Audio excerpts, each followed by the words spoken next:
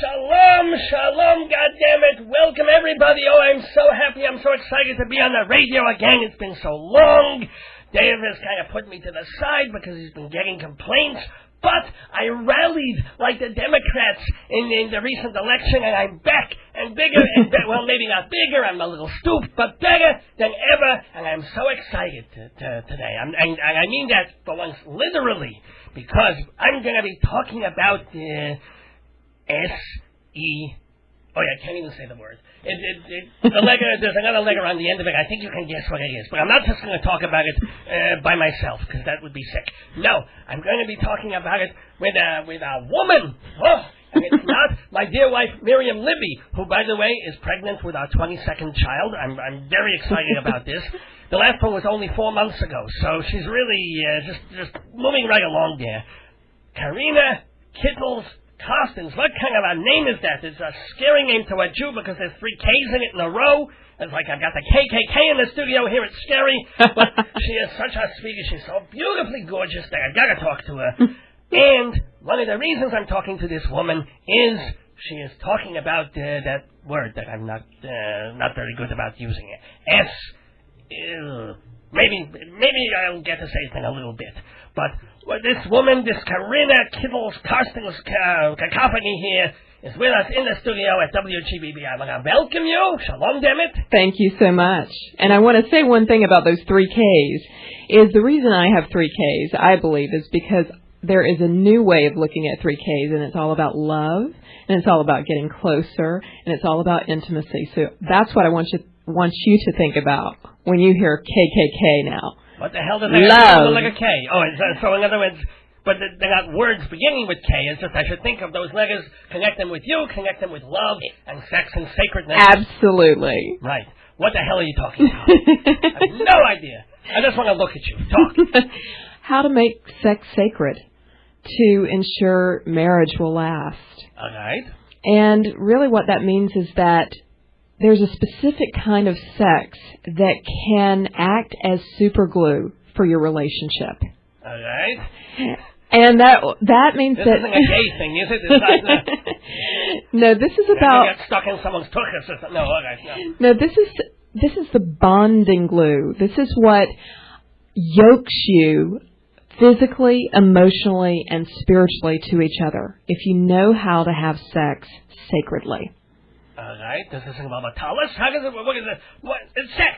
2 people, they take their clothes off, they do a thing. If you're lucky, you cut a hole in a sheet and you're done. What are you talking about? No holes in sheets. We want to look at each other. That's one of the items ingredients that makes it all sacred, is that we're actually connecting. We're connecting in a new way. And how that happens is that we first create a space. And that means a romantic space. You know, you walk... I have 22 children in a 3-room apartment. There's no space. I'm walking on top of children's heads half the time. That's right. Most couples go to bed between 9 and 11 p.m. They're exhausted, and they have toys all over their bedroom floor. Well, those can be good in different kinds. Kids' toys. These kind of kids' toys. You know, the other toys are fine. And there's laundry on the floor. The TV's on. How sexy is that? Not to me. It's not. It's really not. And so that puts a whole kind of wall in between you and your husband or wife to actually make sex more meaningful and more exciting. So what I want you to do is put that clutter in a basket in your closet, whatever it is. Throw the kids' toys, the clutter, the laundry in a basket and put it in your closet. Take it out of the space, as well as put some sexy colors in your bedroom. How sexy is your bedroom? My bedroom is white there's an Israeli flag, so there's some blue. Okay. And pretty much that's it. Sometimes there's food, because I get hungry in the middle of the night, so I'll keep a kosher frankfurter here and there. But that's it. So you get a little bit of the red, the white, and the blue, so it's American too. Okay. Well, we want to take the food out of there, Rabbi. First, take the food out. We don't want to smell the food while we're getting intimate and getting romantic. All right. I thought your wife with the hot dog is kind of nice. It's fun. Hebrew national sort of thing. No. Your wife will really appreciate this. Okay. Yeah. And then actually add some of the colors. Add something that's more vibrant, like a sensual peach color or or a deep indigo color. These are colors that stimulate the senses. Okay. And start to soothe you, start to make you feel like, I can relax I'm more Jewish. deeply. I never relax. What the hell is wrong with you? Nobody ever relaxes. That's because you don't have a bedroom that helps you relax. You need to create a sacred space in your bedroom that feels beautiful, that feels inviting for romance. Because, most bedrooms feel like they're a little too sterile. And it feels like you're walking into a hospital rather than... My bedroom is never... I've got 22 children. There's no sterility at all. Okay. Sometimes they pop out 4 months apart. Well, the white and the blue and the red, that's a little sterile. So a little bit of the peach, a little bit of the... indigo. The like Manischewitz colors.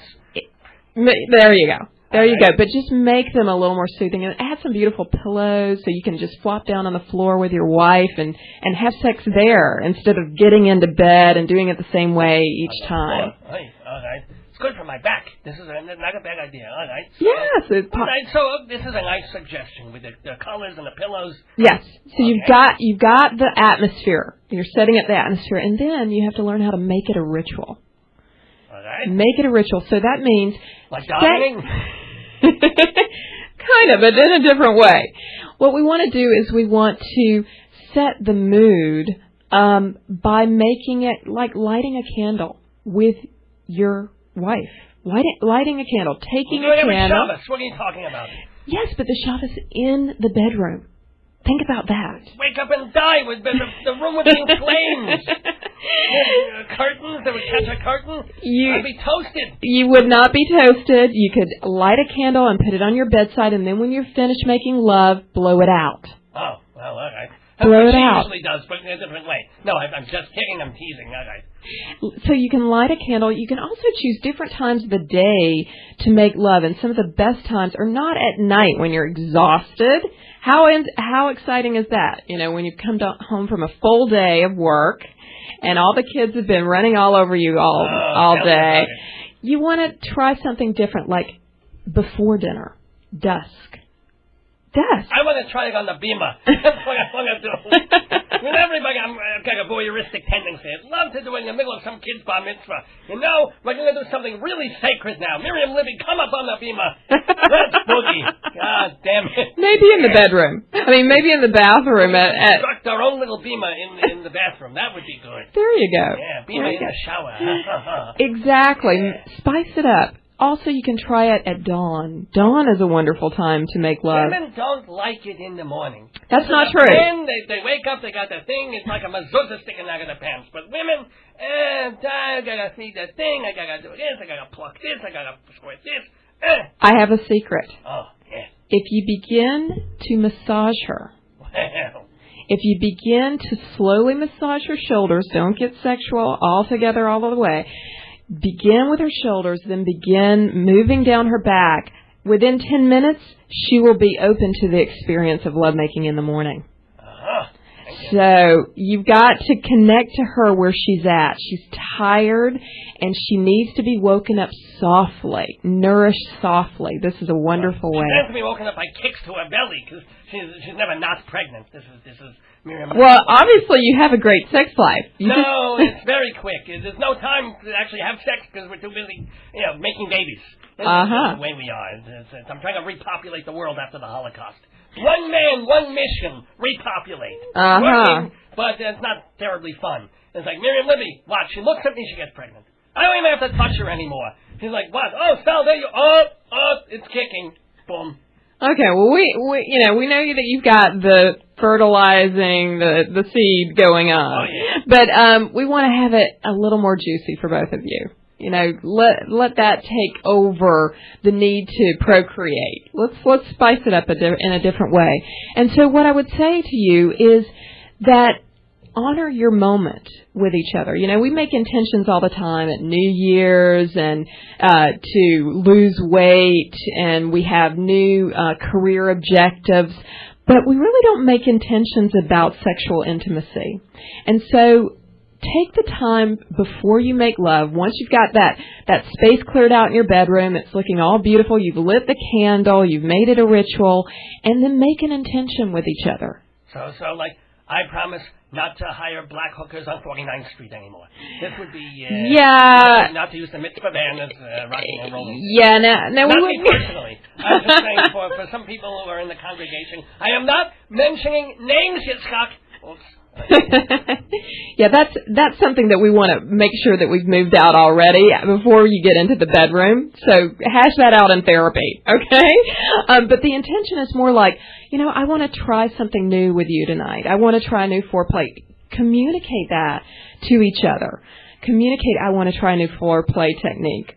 Or secondly, how can we connect more fully emotionally?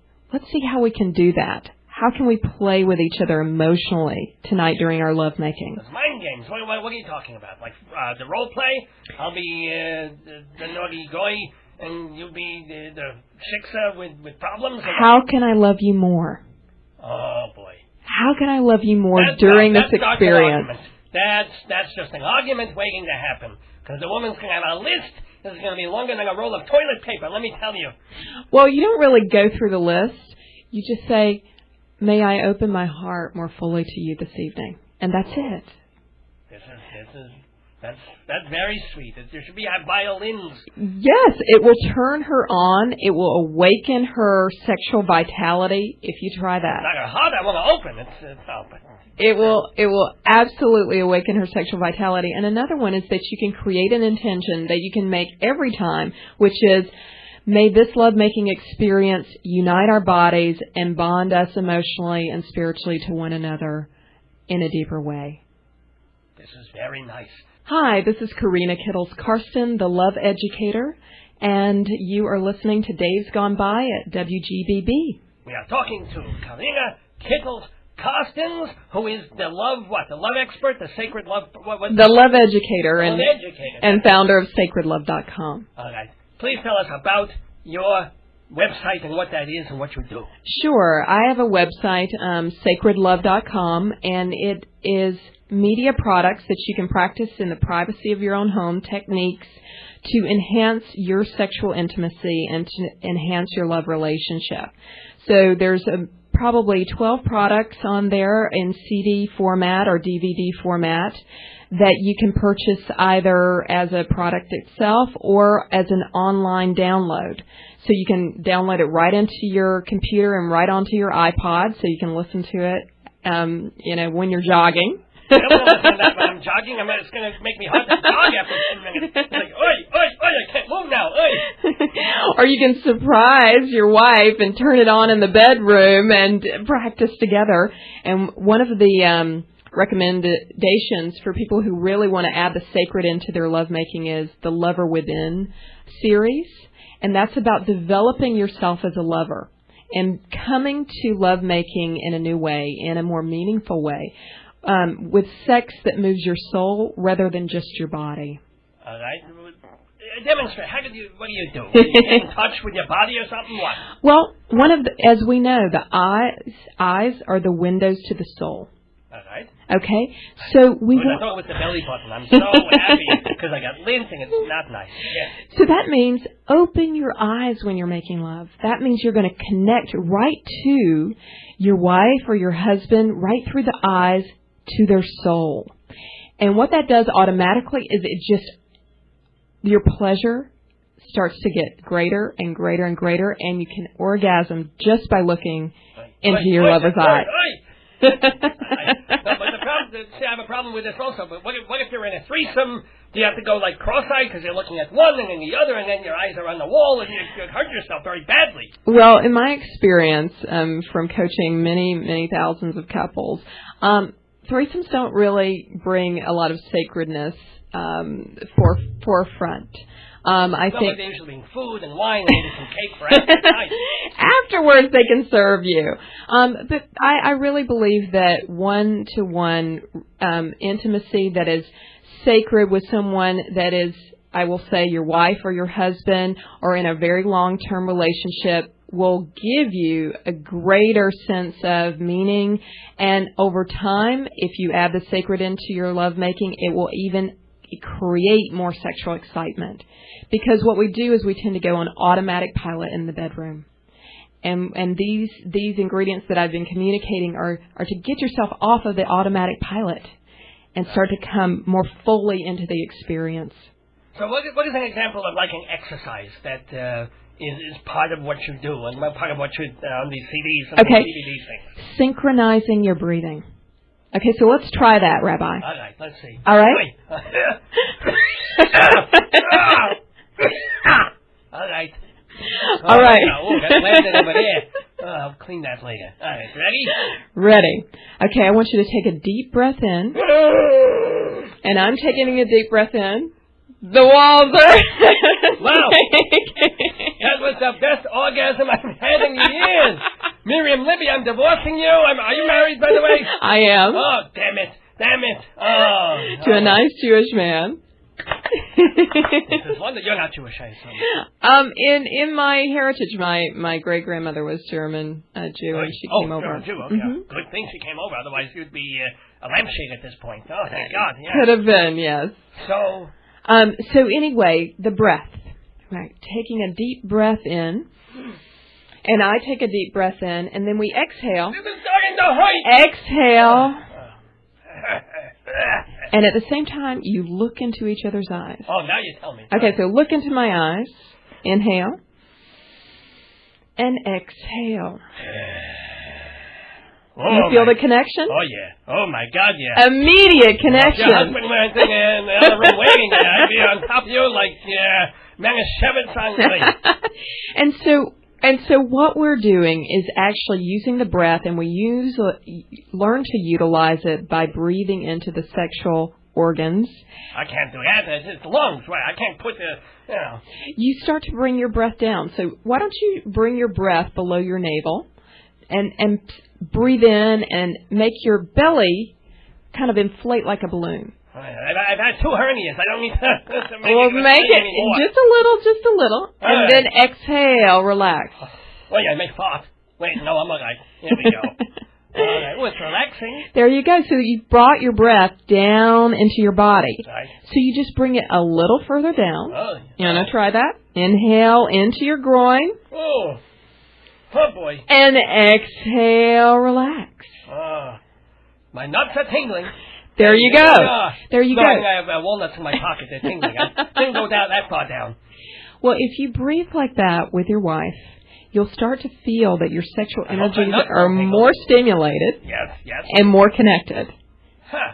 And that's one of the products, Breath of Pleasure, that awakens your sexual energy and helps you to deepen your connection with one another and make the whole experience more meaningful. Because breath is life. This is true. And, we often just stop breathing when we're making love. We just, forget we're even there and just, go through the motions. Yeah. But hold our breath. All and right. so we want to breathe into the experience, and that's going to bring more of our life energy into the experience of lovemaking. So when Hashem blew breath into Adam got a woody? I don't want to think about this. That was terrible. That means they were connected. Oh, good point. They were connected. I still wouldn't want to see them connecting in any other way, though. That would be pretty. What are some other suggestions that you, Karinna Kittles-Karsten, like that? What, can't I just call you something else? Can I call you... Karina or Shiksa? No. I'm everything. Well, no, you're a non-Jewish, but are you going to convert? Are you going to maybe... No, you're not. I embrace all. I embrace the Jewish faith, I embrace my Eastern philosophies, and I embrace the Christian faith. I embrace it all. It's all good. It's all good. It's all one thing. Except for the Jesus part, and the Allah part, and the Sun Young Moon tax part, and the dancing in the airport part. I embrace it all, too. There you go. We're on the same page. So another suggestion. Okay. Add your creative flair. Don't leave yourself out of the equation. If you are an accountant and your creativity is money, all right. Okay, instead of rose petals, put money all over the bed. If I had money to put all over the bed, you would hire 20 hookers, Jewish. No, you wouldn't. All right, 18. It's a nicer Jewish number. If I had money to throw, all over a bed. money. What do? You know what? You could have dollar bills, or I know you have $10 bills. A couple? Yes. So you have you can go break a 10. I can see Mary and Libby coming home. Oh, there's 3 $10 bills on the bed. Let's stop. Oh, this is erotic. Oh. Well, you take those 3 $10 bills and you make them $30, and you put them all over the bed, and you make love on the money. And then we gotta spend it somewhere. Oh. And you say to your wife, "You are more important than money." Oh, she'll believe that. There you go. It's all about adding your creative flair. You're quite a comedian. Thank you, man. So damn it. You've got to bring that comic relief into your bedroom, into your lovemaking. Make your lover laugh while you're making love. Oh, this is interesting. Yeah. I do that anyway, but I'm not trying. Well, I take my clothes off, she's like, and then she gets pregnant. I don't know how it happens. Well, I think that's wonderful that you're adding your creative flair. You're already bringing your humor into the bedroom. Well, what are your specific things that you and your husband, not to be too personal, but what are your creative thing or his creative thing that makes you go boom? Okay. Well, he can sing. So that means he brings his romantic creative flair by singing me a love song. Oh, this is. But it has to be a good. So it can't be like everybody was kung fu fighting or something. It's got to be. And my work is the art of love. So I bring the artist of loving into the bedroom. So I add new rituals and new interesting ways of connecting and being in intercourse. So it sounds like, as wonderful as this all is, with you there's no such thing as a quickie. You can always have a quickie. I think quickies can be meaningful too. But the whole idea is that you're moving towards sex with your soul, not just with your body. Right. Not just with your body. So even if it's a quickie, that it's meaningful to both of you. And that's the super glue. That will keep you together, because why most couples break up is because they've lost the connection and they've lost the meaning in their relationship. And they're not having sex anymore. And if you bring... with each other, yes. Exactly. They're not having sex anymore with each other.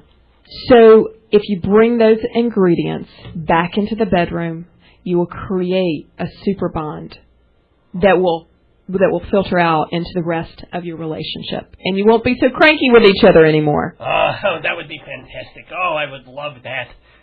Let me ask you something. But you didn't always have this. This is not, you didn't wake up when you were 18 years old and go, oh, I'm going to have sacred loving and it's going to be wonderful and whatever. How did you get to this place where you are, not this place, which is Long Island, but this place personally, spiritually, where you're making love to your soul and all that stuff?